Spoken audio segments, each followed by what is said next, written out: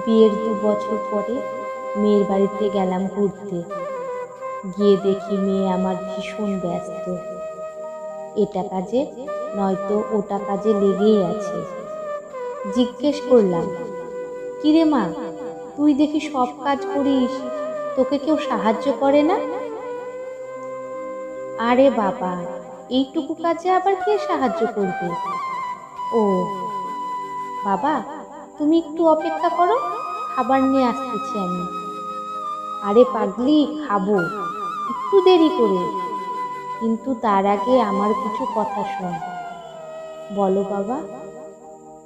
এই দেখ, তোর পছন্দের নূপুর, লিপস্টিক, হাতের চুড়ি, আলতা, মেকআপ বক্স এবং মেহেন্দি নিয়ে এসেছি।